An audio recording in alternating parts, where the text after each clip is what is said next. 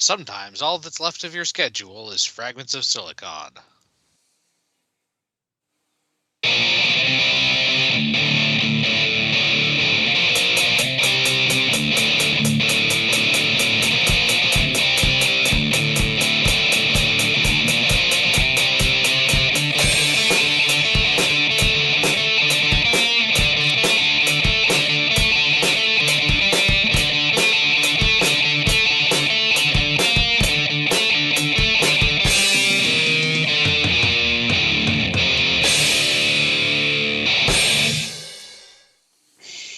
All right, welcome to the season finale of Fragments of Silicon. Yep, end of season 15. And what a ride it's been so far. Like, I've been really prepared since, as mentioned last week, the guest that we were supposed to have this week had to delay things because of work related matters. Like, really busy right now. So it's another let's play session. Other than that, it's a typical show. Really don't go out for our season finales, not since Look, we did it the once and whole it didn't go well. yeah, We yeah, don't not since the discuss that horror. dark time. We try not to anyway. It's more Matt keeps bringing it up every now and again. It's been 10 fucking years now. Like, it's been a bit over 10 fucking years now that I think about it. Like, that happened in December of 2011. Yeah. But anyway, let's get to the news. Petty, we'll start with you. Any updates on, your mother with the cat? Has she gotten a new one or whatever? She's gonna look into looking for a new friend in February. So next week. Okay. So And, that's gonna be fun. well, I mean, it can be getting a new cat. Yeah, first she wants. We have a PetSmart adoption center here in town, so we're gonna look there because that's where I got my youngest Noise. So Noise seems to be a good egg. So That's good. um, let's see. As far as life stuff, not a whole lot's been going on.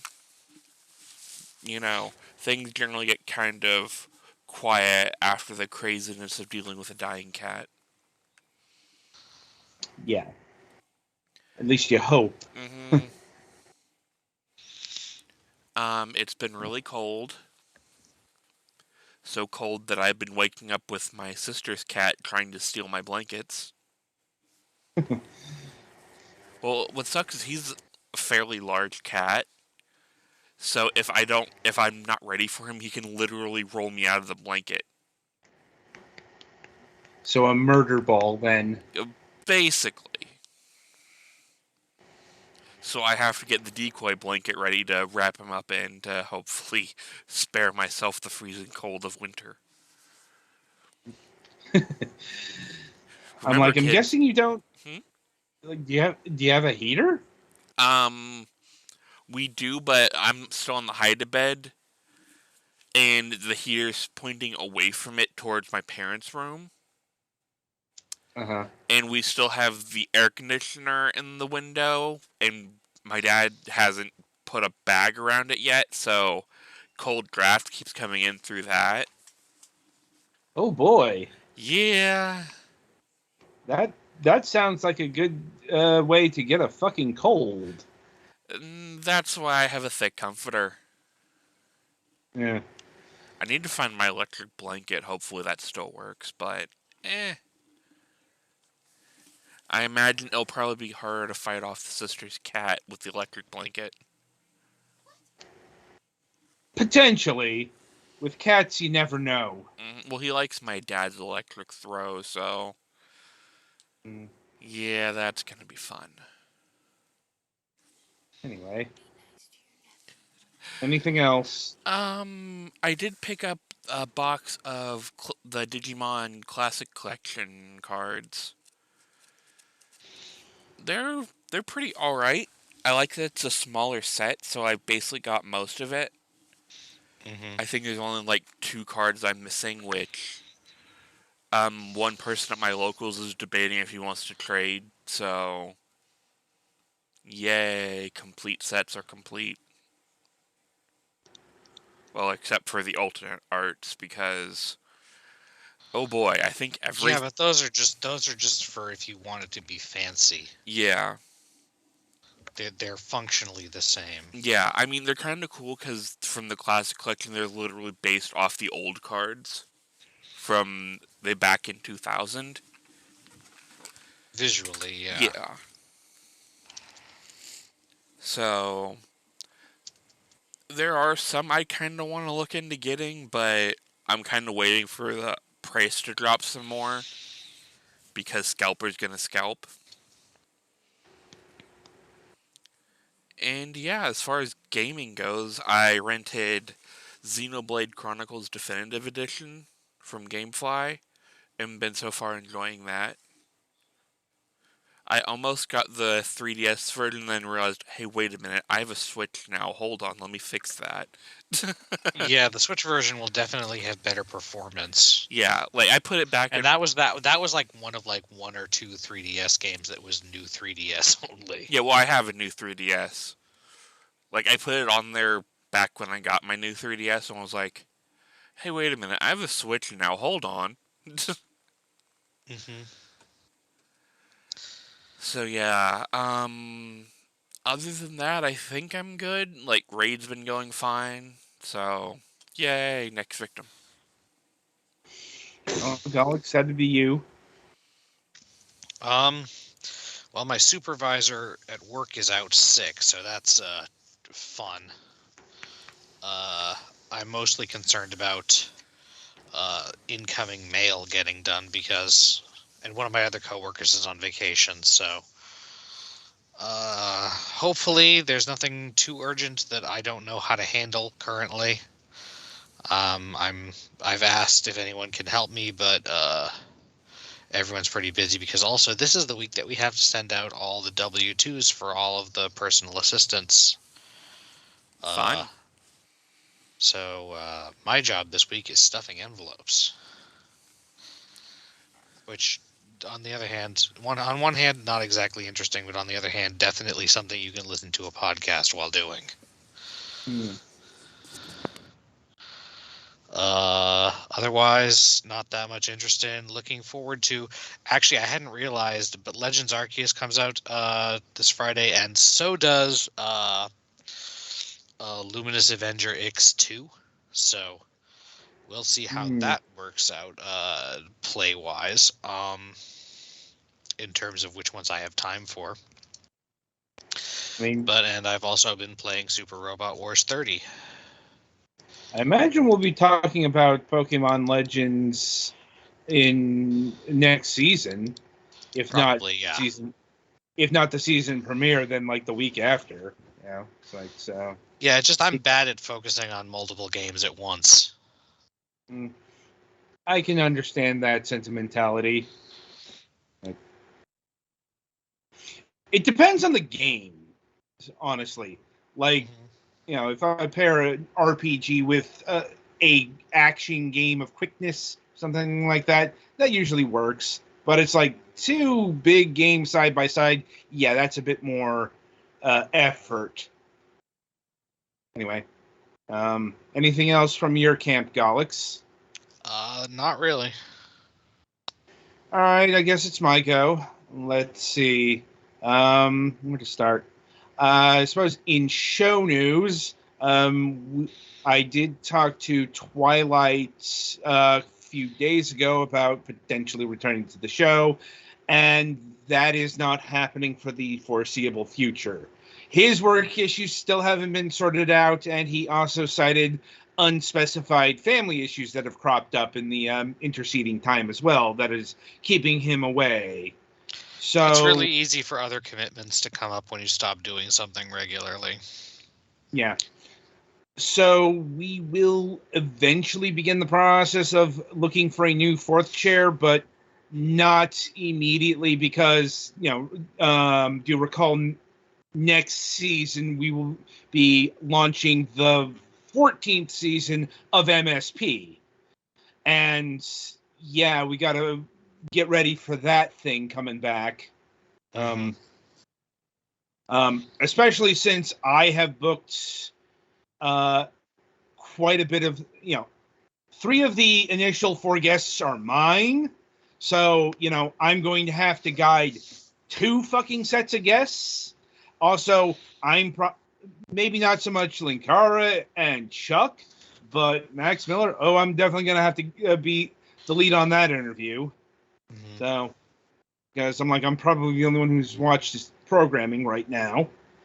My point is, there's going to be a lot more work coming in next season, and there's really not enough time or focus to bring someone else new into the fold while that's ongoing. And who knows? Maybe Twilight's issues will resolve themselves, in the next few months or whatever. I'm like, he didn't really specify how long that the family issues were going to last. But my point is, we're working fine as a trio right now. And we've got, exciting stuff coming next season. Not necessarily for this show, which I imagine is going to be like it is now, quite frankly. Unless, something unexpected happens. So, anyway, in personal news, I am finally getting my COVID booster shot, along with my flu shot, this Friday. At Friday afternoon. Hope it Also, doesn't hit you too hard. I'm hoping that as well. That's How what. were your initial shots? And yeah, they kind of hit for a couple of days. Uh, You know, and I I'm guess I wondering was how lucky. I'm also wondering how a COVID and a flu shot at the same time is going to hit. And I mean, I got them at the same time, and it wasn't bad. But then also, all I got from either of the other COVID shots was just a sore arm. So when I got the flu shot too, it was just 2 sore arms. yeah, So I don't I'm know. like, I guess I can't speak for people who actually feel sick from it. yeah, like, and after that, my mother wants me to go with her to pick up some water. It's these big crates of bottled water, and she needs my strength to carry them. And I'm not sure how well that's going to work out after the shot, but I imagine it's going to work out better in the immediate than a few hours later or a day later when any potential effects hit. So, anyway, and yeah, that's my news for the week. So, merrily, we shall roll along to the Let's Play section. Yes, it is part 5 of Heaven's Vault. Let's see, recalling, I believe we are heading back to the Academy after exploring some newly discovered ruins in the Eye of Cyclones. Still not sure how that works. Magic. This is fucking like ether sea space stuff. So I'm like, I think expecting the full everything to work the way it does in real life is even perhaps so, it's like optimistic. you call them cyclones. How is there an eye in multiple cyclones? Well, that's kind of how it's just what it spins around, I guess. I know, but it's been anyway. Let us proceed. Continue. Yeah.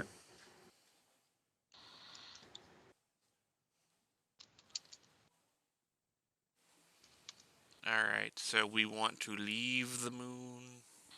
I believe we were going to leave. Yes. Yeah, I think that's the plan.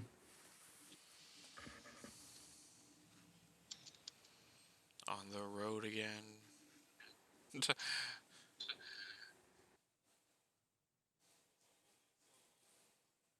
Oh,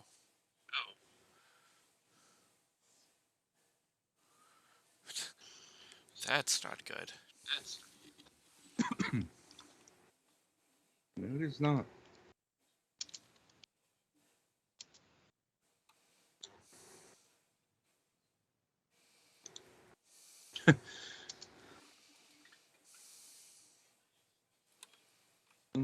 I'm sure she's going to tell us how she really feels.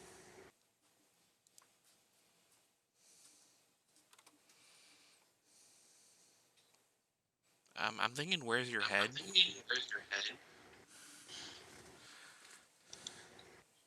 Well, number three, then. I think it is an important question to ask. What is it? All right. Oh, something's wrong with the robot. Yeah, number three.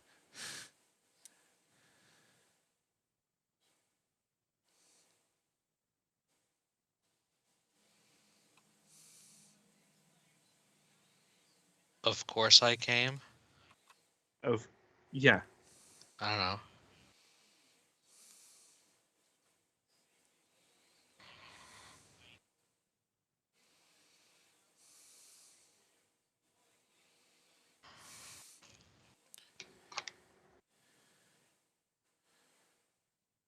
I'm guessing one. So who am I? Yeah, Yeah. that also works.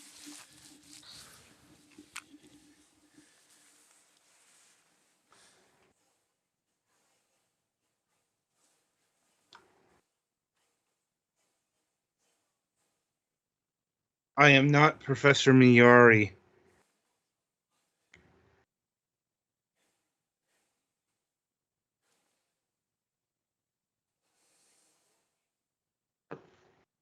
Oh boy.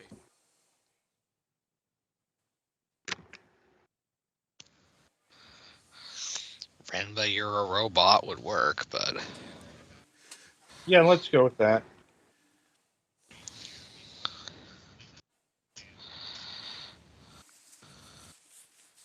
Yeah, you're a robot now. Darkness.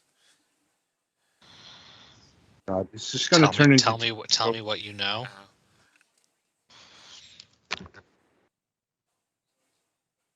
Oh. Oh.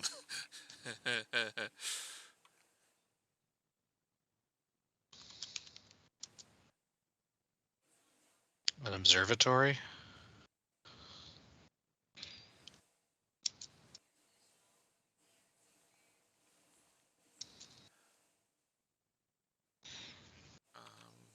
How do I Yeah. help you?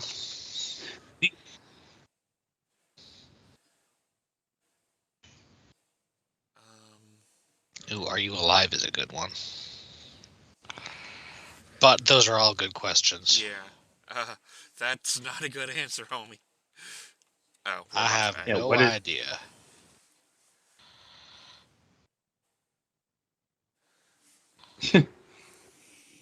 Yeah, make sure it's 6. It's nothing, Six. I'll look into it. That's not good. So we need to Yeah. report.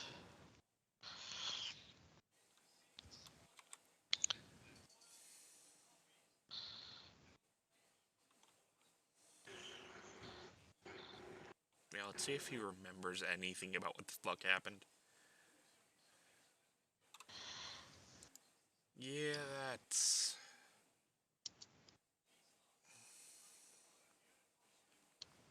Oh. Oh, that's the thing.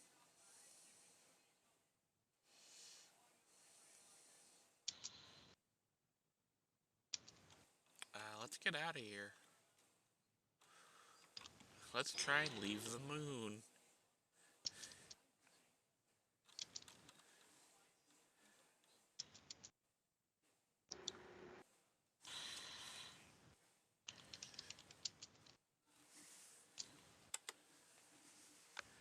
then the moon blows up. Wrong game. Yeah, or is it? Dun dun dun. I mean, in fairness, there's more than one moon. Uh-huh.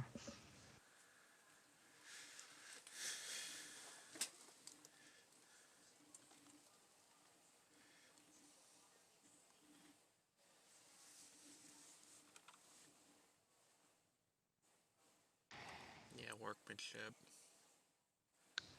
I would comment on the workmanship, probably, yeah.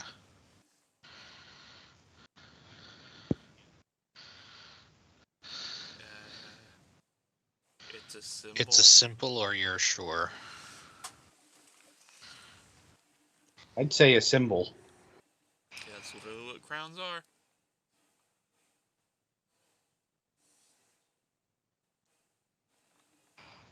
Huh. Does it open? Everything opens if you try hard enough.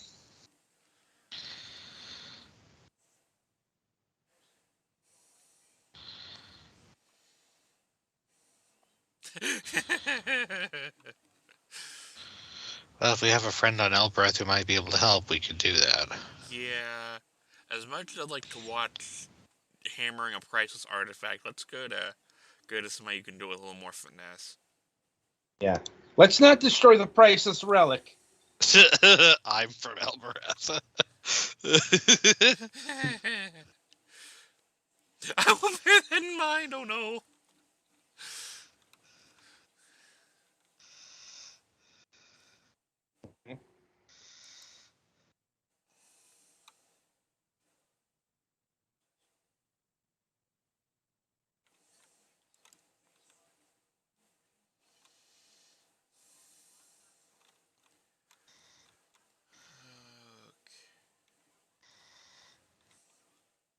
Let's take to the river. Do do do do.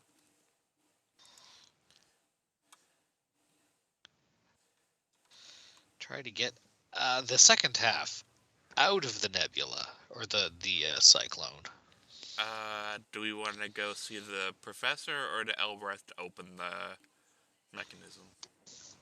I'm thinking let's go open the mechanism. Plot the course. Hmm. Surfing USA. You do not content ID this. Fair enough. I think he was too off key for that. Yeah, a little bit. I'm aware of that, but YouTube bots and such.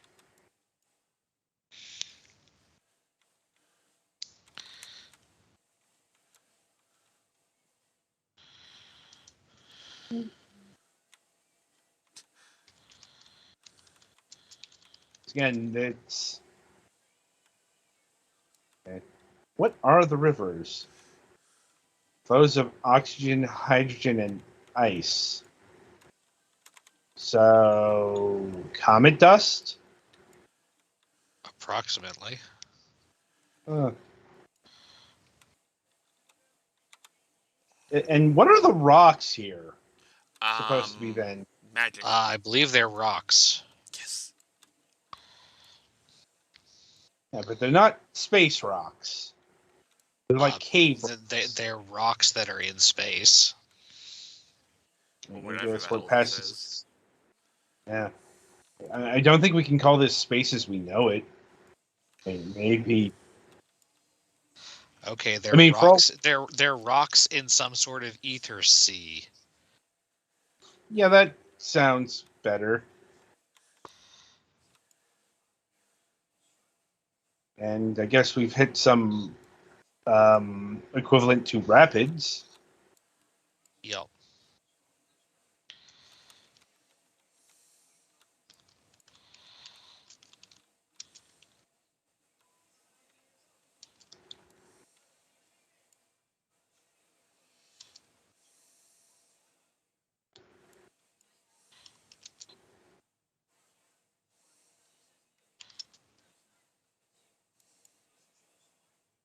Hmm.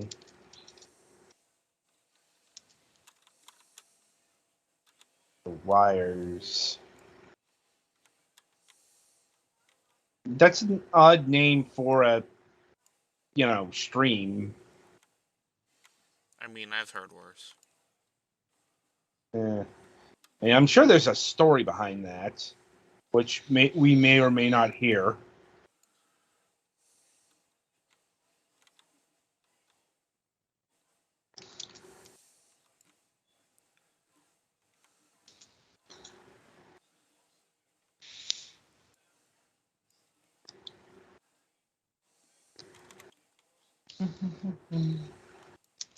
Hmm. Hmm. And this place looks a lot craggier. Yeah, I think I might have took a bad path. Apparently, this will get us to where we want to go, though. I mean, that's the more important part. But I guess this is what qualifies as the scenic route. Maybe. Oh, and now I'm I phasing mean, through rocks. That's concerning. it's certainly more scenic than before, even if that scenery is, more rocks. It does count as more scenery.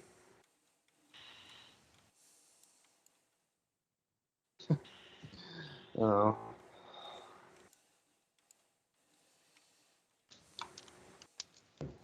Oh man. Now my cat wants to ride the waves. Well done, kitty.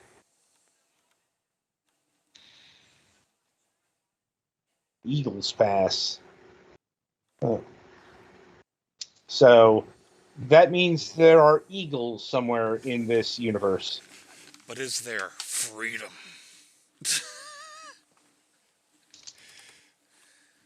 Hard to say.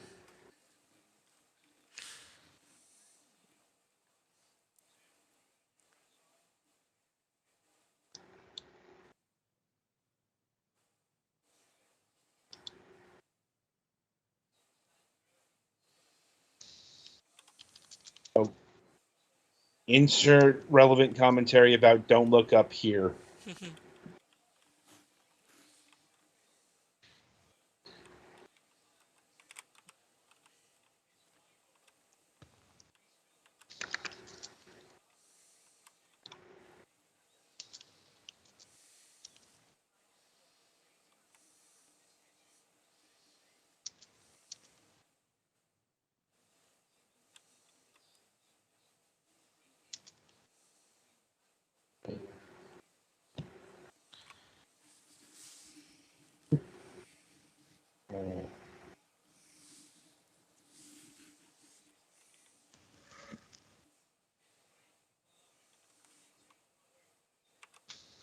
Hmm.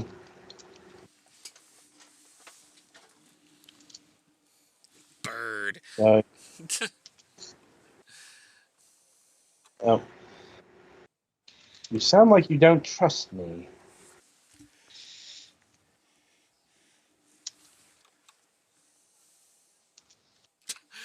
That face. She makes it quite a bit.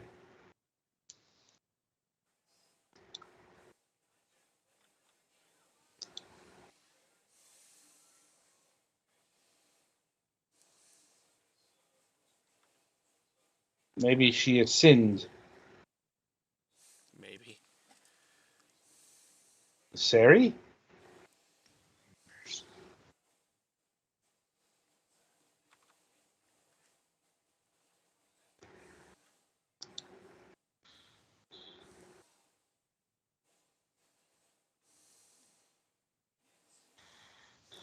Read inscription. Read the inscription.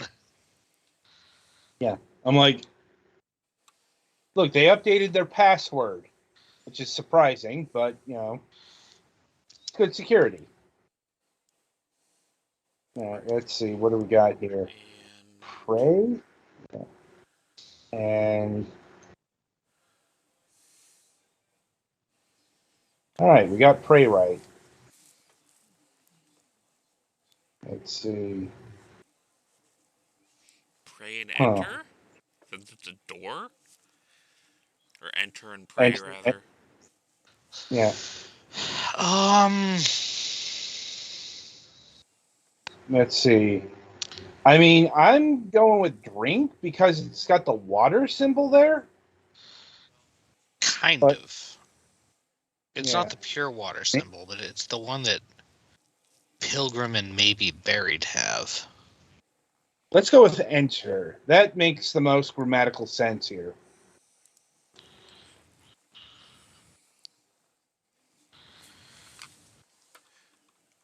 But of course, it is a door. Was Elbereth a place for pilgrims?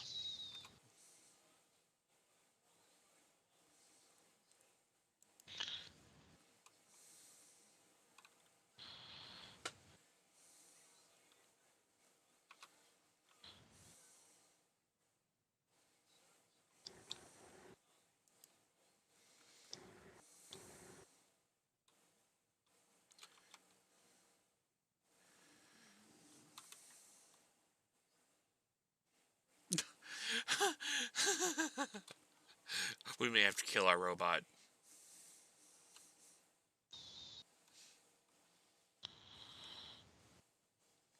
I'm like,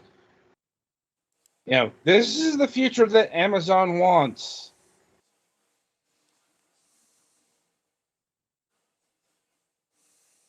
Is there something wrong with the gate? Well, she doesn't Oh, like it. good.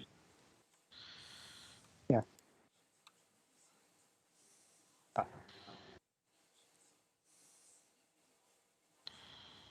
mean, you're lucky this isn't another game, or you'd be getting a telescope to the head. Hmm. To the head, you say? Oh, and there's the Colossus of Rhodes for a random reason. So no, it's not the actual Colossus, but feet.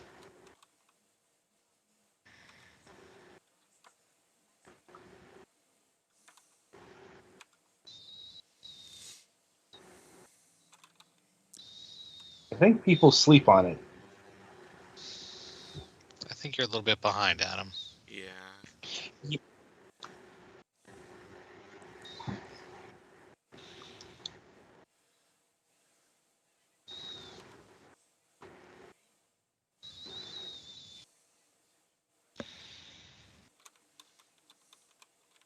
Can we just throw the robot over the wall and make him open it up?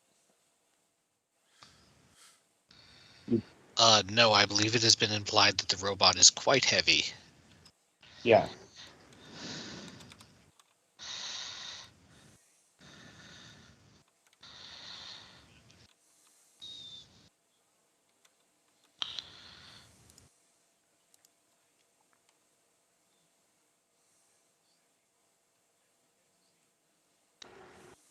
Ooh, new word. Hmm. Let's see. Yes, rivers. Uh, yeah, we got rivers Yeah. and of. Right. Let's see. I'm I'm thinking. thinking story. Yeah, I'm thinking story or safety. Let's go with story.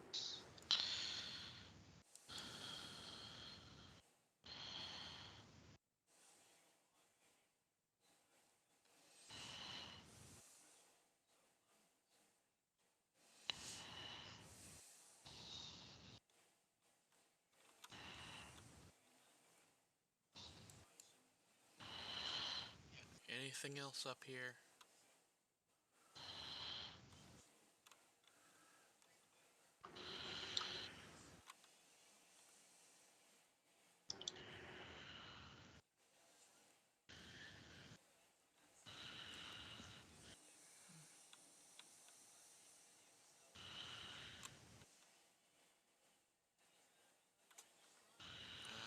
I'm guessing an old friend.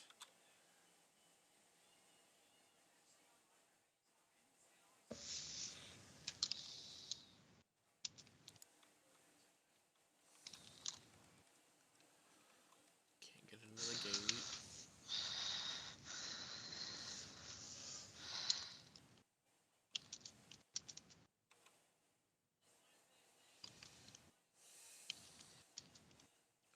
Ah, Oh. Oh, it's a weapons check. borrowed. It more sort of follows me around. So go put the dagger back on the Yeah. boat. Unless 6 did it for me. I doubt it. So, oops. How did she not know this? Quite frankly, this is, like that seems like the kind of thing that would have come up at least once. Yeah. Do I have an Well, inventory? I guess leave the moon, Let or me approach the gate again, see if 6 took it. Since he did run off to BFE. all right.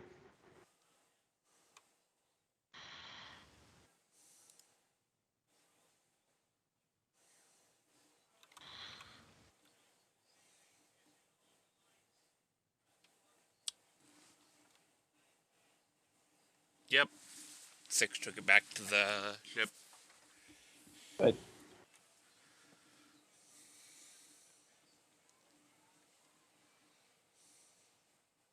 Turns out 6 has a seriously, dagger on him. Stabs a fool.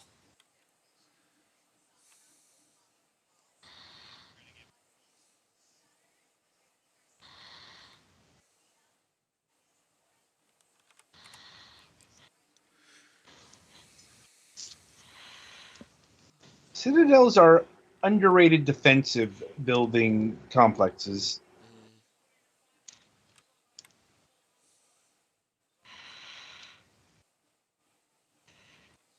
I'm sure it's not going to be that difficult.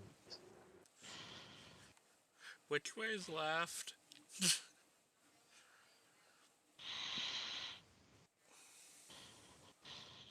I mean, it's robot accessible.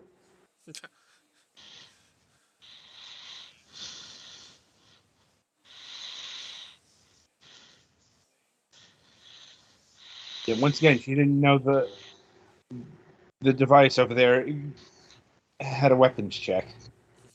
It's one of I those things guess that's there just are going to some bug. things you just don't notice when you're a kid and Yeah. don't carry daggers around. That's just going to be one of those things that bugs me.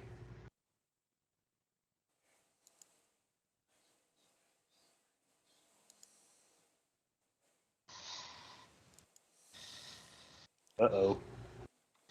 Something got stolen. Yeah.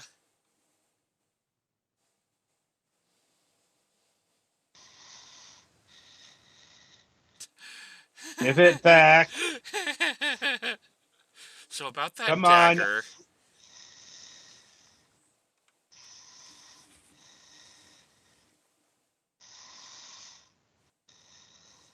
Bit late.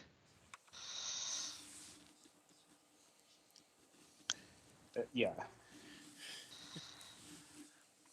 I mean, we've seen this trope enough. 12 years too late. Be you fool to trust, well, anyone in this den of thieves.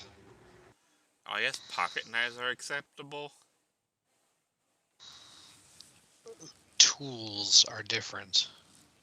I mean, plus it's an ancient teleportation device. It might not recognize something a bit more modern. Because I'm willing to bet that was an ancient dagger as well, Mm-hmm. Mm. given her profession. Do not flirt with me. I mean, I really do wish there was an option to take the dagger and stab him in his neck. Yeah, but the robot put the dagger back on the boat. You do want to show him the thing? Yeah, might as well. Probably I don't know. Well, the pen was just outside, so Artifact with that UK spelling.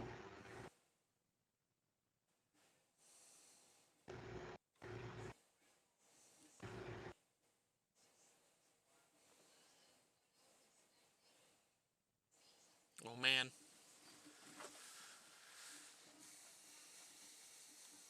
Alright, so forever and would it be now and forever? Always and forever? wine and forever, yes. Um I'm going with either here or now. Yeah, here and forever makes sense to Yeah, me. the little curly thing, the thing that looks like a banana peel, seems to be first person related. So here, in my time, or in my, you know, Yeah.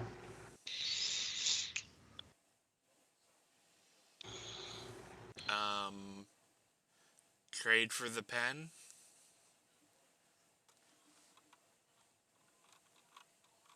I guess so. I don't think we want to pick this telescope, though.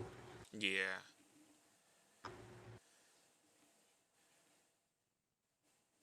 Do we want to at least show him the crown? no, because we don't trust him.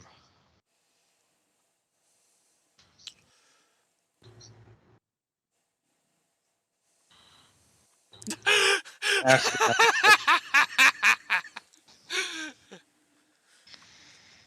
You're not touching it. Yeah, it's not ours. Normally, I would say yeah, maybe, but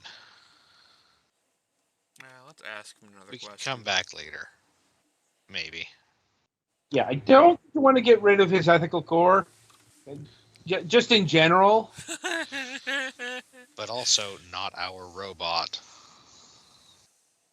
Right, but I'm just saying, you know, that's the thing that's preventing the murder spree.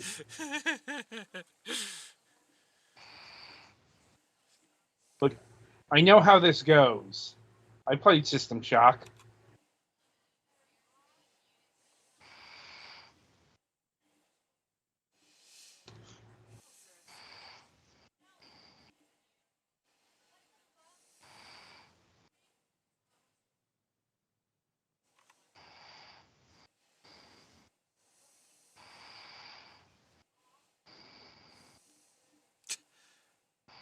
You don't say.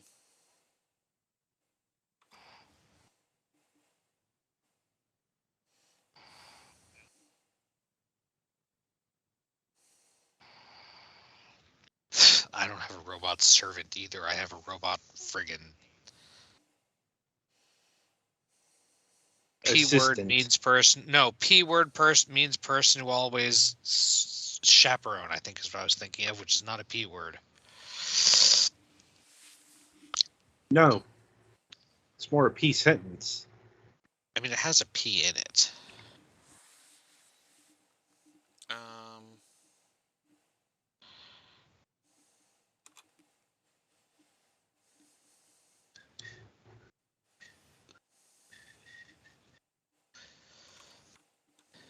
Alright, we can deal with him later. Hmm. Actually, this is probably a good place to wrap this up. Yeah. All right. As soon as you're done shifting that, we'll We want to go see. to. Yeah, we should probably quit now. Yeah. But yeah, the thing we would say is I want to show the crown to Roy before we go. Mm-hmm. But we can do that next time. Which Mhm. hopefully won't be in 2 weeks or 3 weeks or whatever. Yeah. We'll see how that goes, as always. I mean, there's always the fundamental risk of guest cancellations. Anyway, But Petty, play us to the next segment.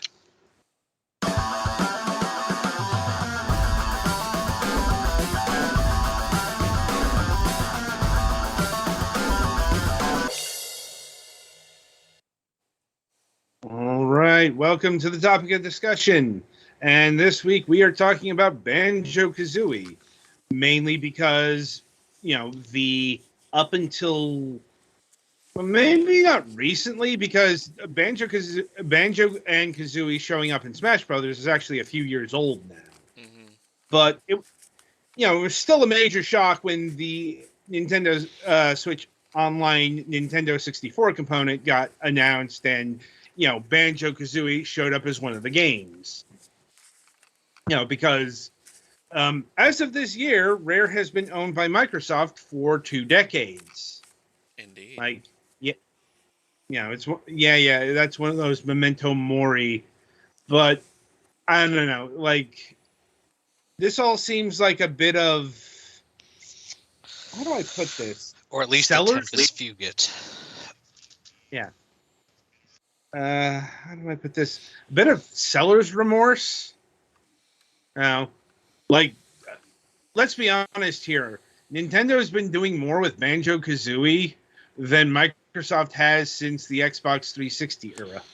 Like, we don't talk about nuts and bolts. right, but it's not really what their core gaming audience is into. Plus, they tried to do nuts and bolts, and that pissed off everyone. Yeah, I'm like, though technically speaking, the last thing that they did with Banjo and Kazooie was actually the Xbox Live Arcade version of Banjo-Tooie, which came out in 2009. And that's the one that reinstated all the swap and swap stuff. Yep. Reinstated and updated it because that's also cross-compatible with nuts and bolts.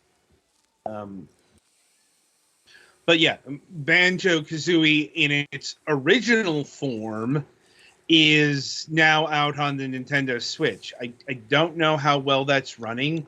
Like, I don't know. I haven't heard any complaints about it, but it is the original unadulterated Nintendo 64 version. So all of the updates that were done for the Xbox Live Arcade version, it's the higher resolution, the widescreen, the ability to save notes. That's all not in this one. Right. Which, like, yes, it is the inferior version of the game. Like, because 4J Studios did a that one unfortunate bug about the notes, which I think got fixed. Aside, this is a game that got updated to what was then modern standards, and really there's not much more you could do without going full on remake, because it's a Nintendo 64 game. It's always going to have a certain amount of polygons. Like, maybe you could do, the remastering might add a effects or new lighting, that kind of thing. But, you're always going to be kind of chained by 1990s graphical technology. But anyway, Banjo-Kazooie is perhaps the most seminal of Rare's platformers. At least of the 3D variety. Like, I think even to this day, their most seminal work in the platforming genre overall is the Donkey Kong Country. Probably the first one, just in terms of sales numbers, though artistically, the second one of those is considered to be the peak. Donkey Kong 64, I don't think technically counts as Donkey Kong Country game. It's Donkey Kong 64, not Donkey Kong Country 64, even though same universe and all that stuff. I don't know. It can be particular about this. But yeah, Banjo-Kazooie, obviously still fairly beloved, even though it's been a dormant property for over a decade. Well, Considering it Nintendo, was one of the mascot platformers that really hit a good balance in collectathoning between in terms of like the right amount to do and how much backtracking you have to do and stuff. right? Um, and it's also um, getting back to my original point.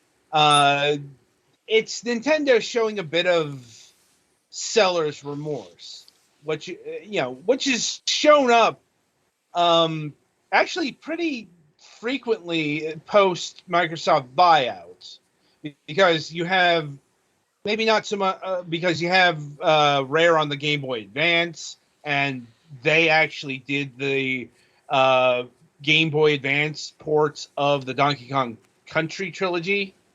I mean, I don't think it's even particularly controversial to say that Rare did most of their best work for Nintendo. No, it's not. It's not.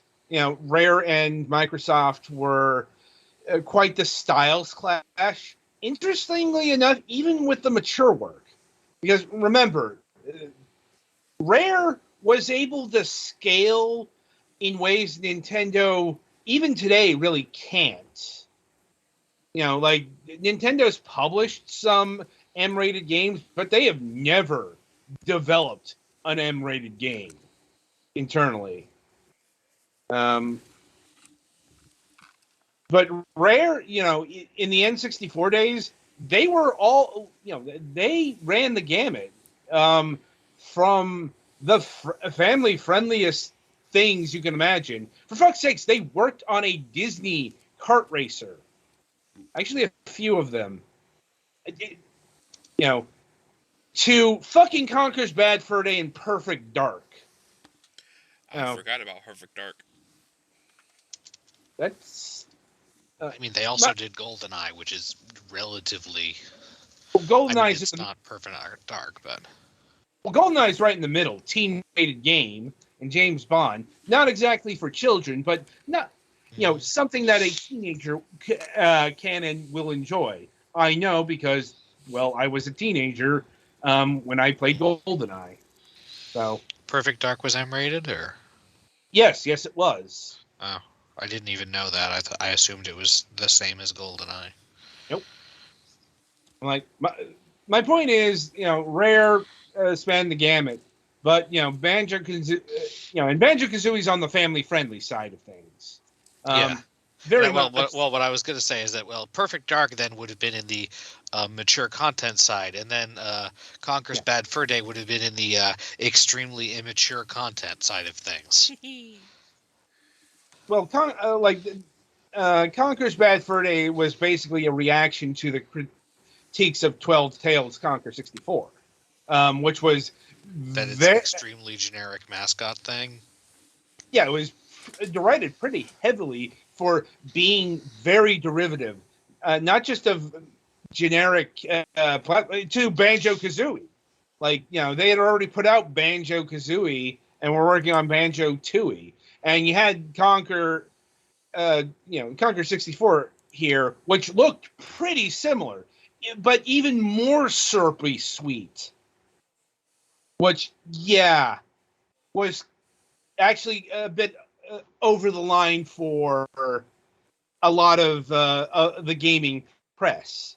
And that's one of the reasons why they went into the complete opposite direction. Another was South Park. Like South Park had a big impact on Conker's Bad Fur Day. Mm-hmm. It was the thing that said, hey, cute aesthetics and, quote unquote, mature topics. You will believe a poo can sing. Yeah, remember, we are also talking about early fucking South Park. This is before the libertarian philosophy really seeped in. And it was just crude humor. Yeah, it was there, but it was a lot less than it would be in like the mid 2000s going forward, like, or even the early 2000s. Now that I think about it. Anyway, but yeah, Banjo Kazooie. It's probably the best balanced of Rare's collectathons. Not just including the. I'm not just mentioning the platformers, because a lot of their non-platforming games were collectathons. Jet Force Gemini, yep. Star Fox Adventure, yep. Even Diddy Kong Racing had collectathon elements. The fucking Silver Coin Challenge and racing the boss again. So much filler in Donkey Kong Country, or sorry, Diddy Kong Racing. Like, but yeah, Banjo Kazooie expanded the format built on by Super Mario 64, but this is before they really went nuts. You know, Donkey, you know, talking about Donkey Kong 64 and et al. Yeah, Donkey Kong 64 is the big one that's called out as okay, you may have put in a little bit too much to collect, or at minimum made you have to go through the same areas a few too many times to collect it all. It's not all. It's not just all of that. It's because Donkey Kong 64 has the multiple character switching, and you have to go to a specific area to do it. Yeah, that's what I meant about the going through things more than one time. Well, yeah, I just have to make sure. You do backtracking in platforming games.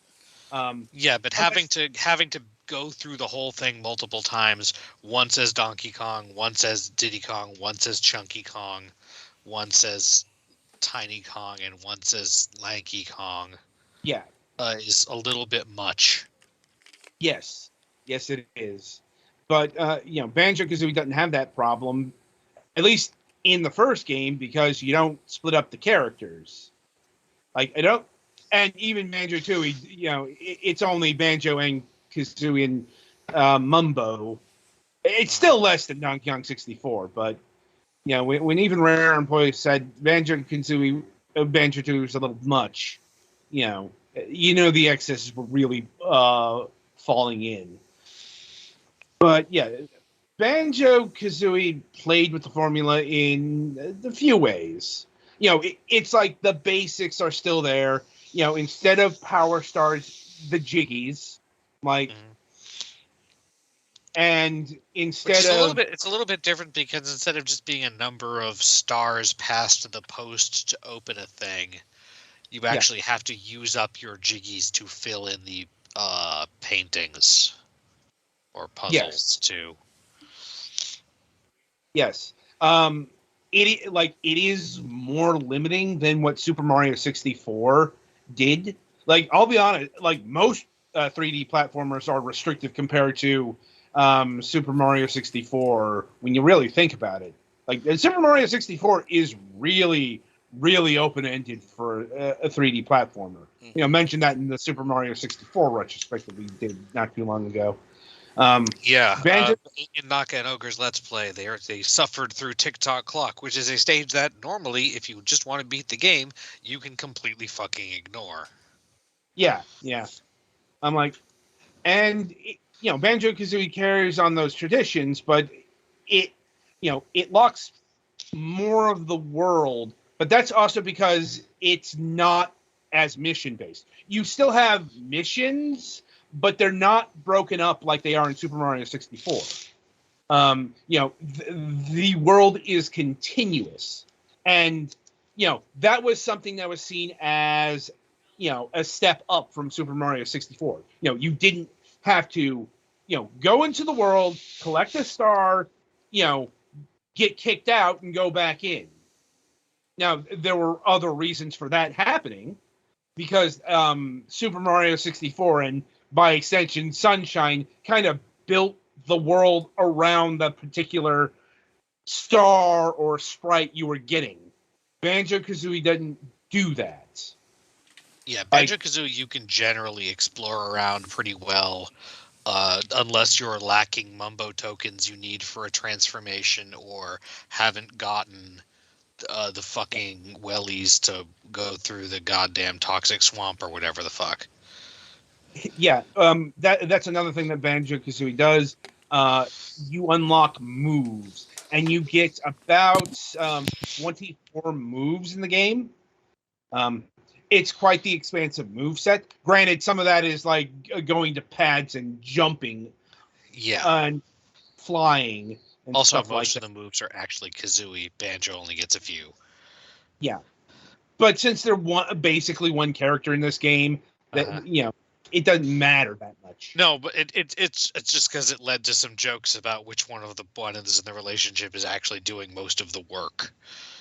Right. Because Kazooie's the one who flies, Kazooie's the one who walks faster and up slopes Uh-huh. and in swamps, and Kazooie's the one who shoots eggs. So Believe me, I can still hear Kazooie's crows or whatever Breagle, whatever you count call the Squawk, sounds of yeah, probably yeah, Squawk. yeah. Squawks works. When you use her, because you will use her a lot once you unlock her her walking ability. Yes, guess what? It's faster. And in video games, you usually default to the fastest mode of transportation after a while, because you just want to get to one place or another. And as Galax alluded to, in this game, you have to do a bit of backtracking, like if you're going for 100%, because like the swamp level, you don't you don't have like I think it's the boots or no, it's the speed shoes that are unlocked in another world, like um and weirdly enough, Banjo Kazooie is really the 3D platformer that brought the stereotypical um, biomes of platforming games to the 3D platformer. You look at Super Mario 64, and yeah, it's got a lava world and it's got a desert world, but it's got a few desert worlds. It's got a few mountain worlds. It's got Tick-Tock Clock, which, if nothing else, is even to this day unique for a platforming game. Like Rainbow, you got fucking Rainbow Ride. As sucky as it is, it's still, once again, The biggest you thing don't is Mario 64 has like 3 water levels. yeah. My yeah.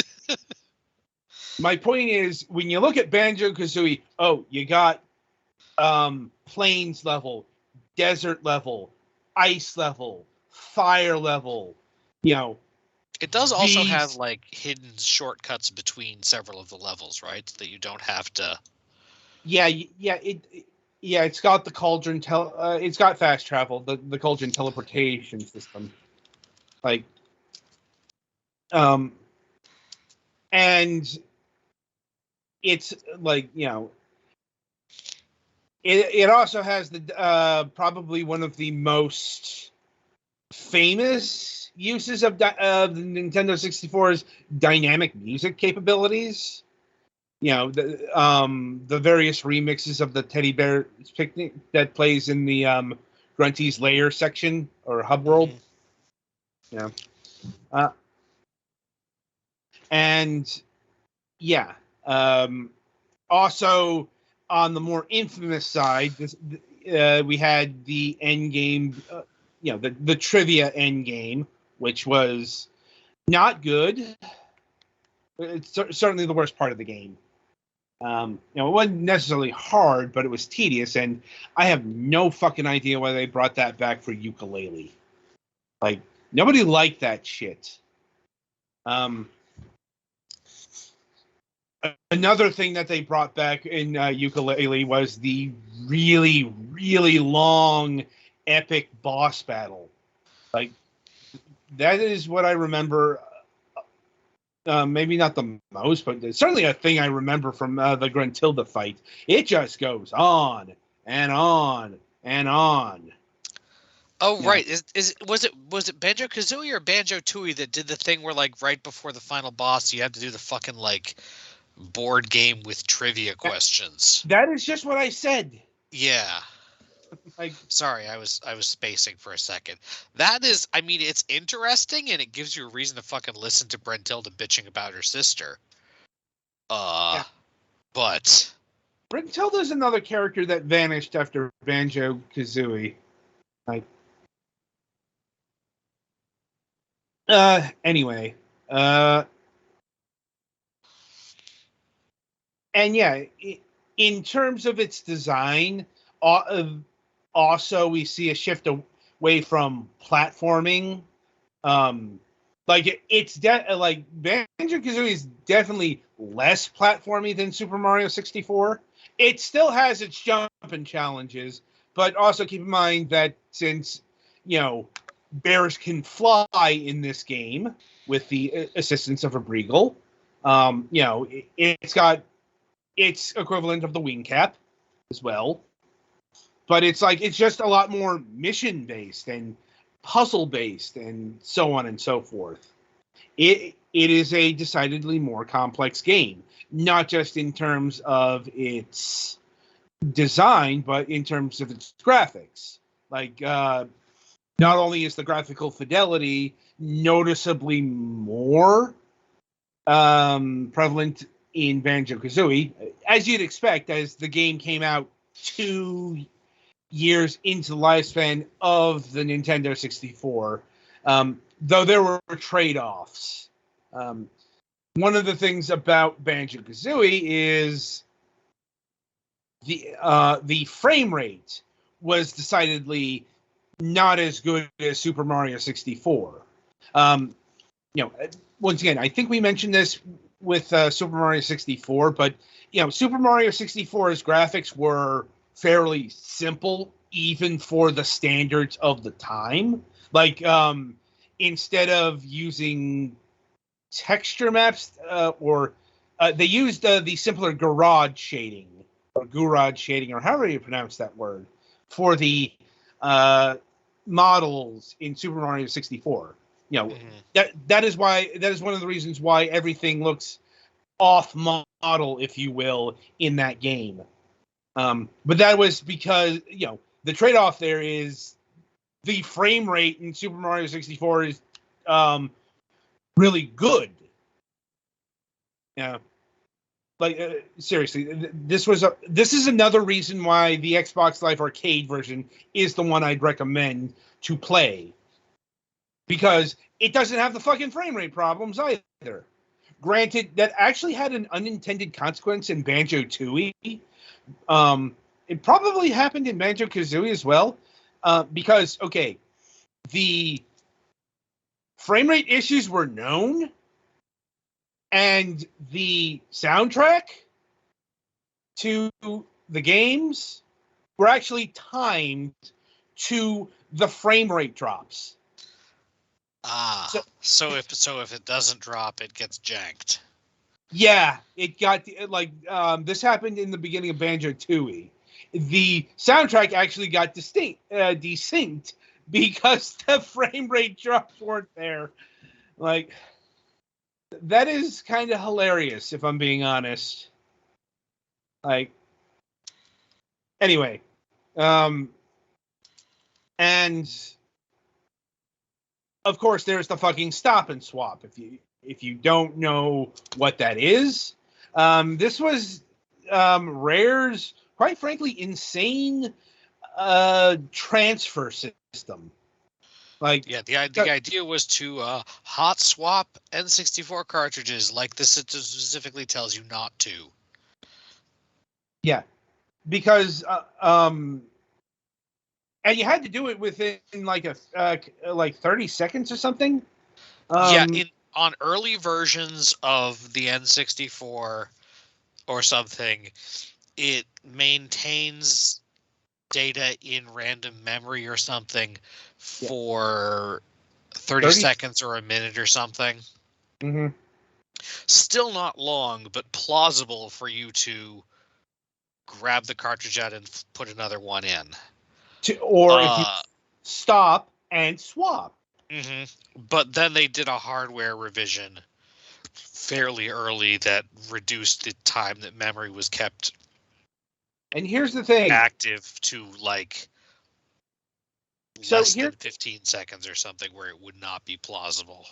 Ironically enough, there was a completely not batshit insane solution that the Nintendo 64 had. The fucking controller pack.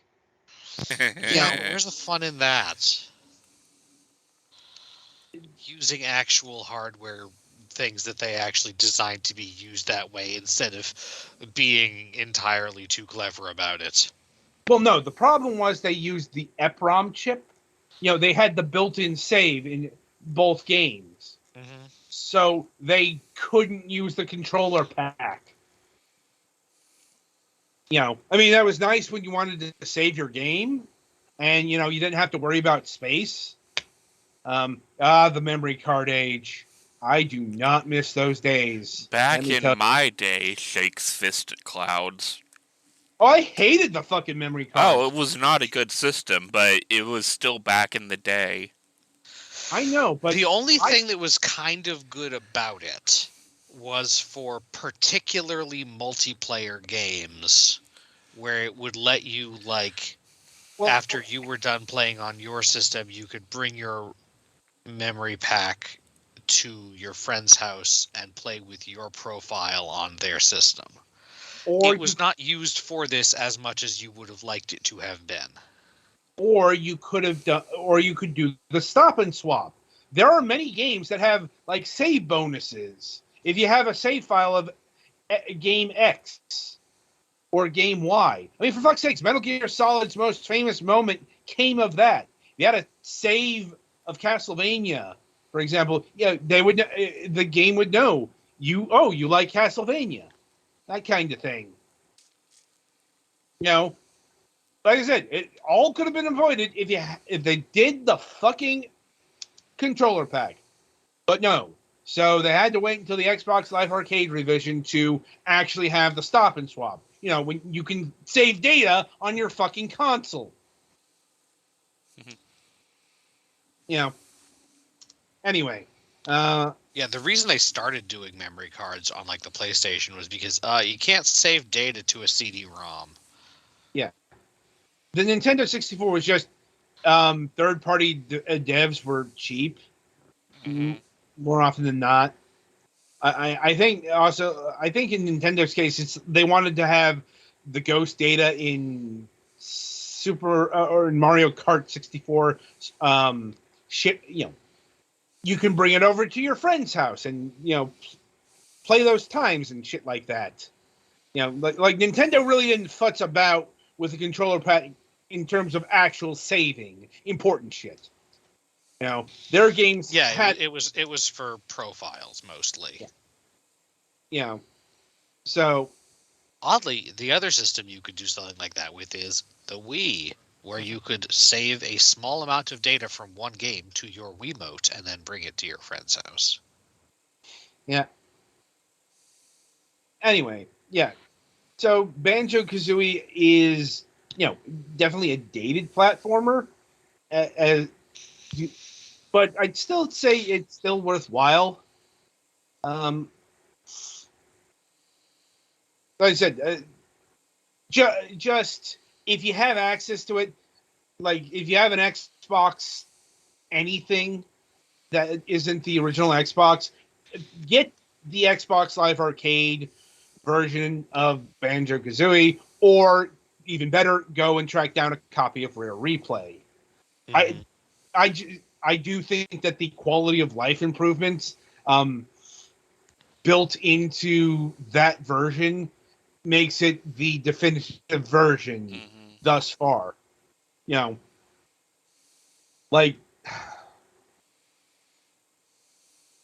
This is why I don't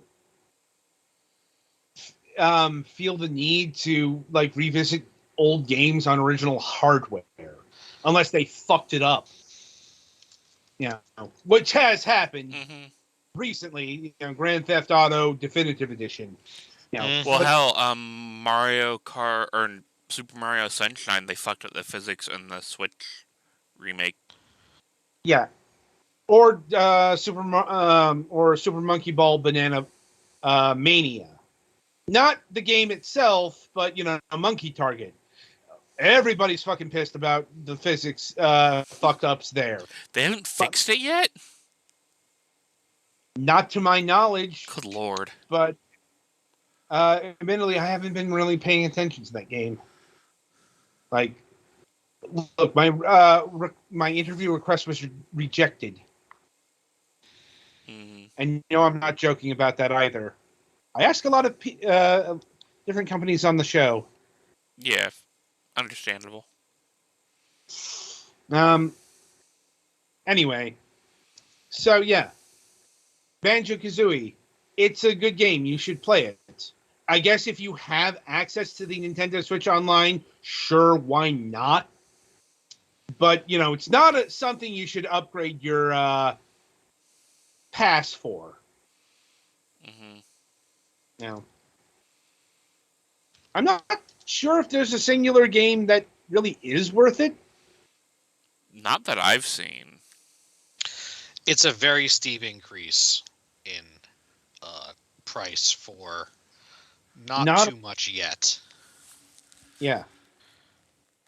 Like, unless you're really into Animal Crossing, and in that case, just go buy the goddamn DLC. Yeah. And, or really into Musha, Classic Game Room. If they were still making episodes, they would have business expensed that. Business expensed. To talk about Musha again. Look, look. Mark did a fucking hour and a half long review of Musha. Yeah. Anyway, so I think that about does it for this installment of Fragments of Silicon. Indeed, that is the show. That is the season. We will be having our post show. I didn't want to do it last week because the fucking voting rights bill was happening at that particular moment, and it was going down in flames. Because people are stupid. We'll get into that in the post show.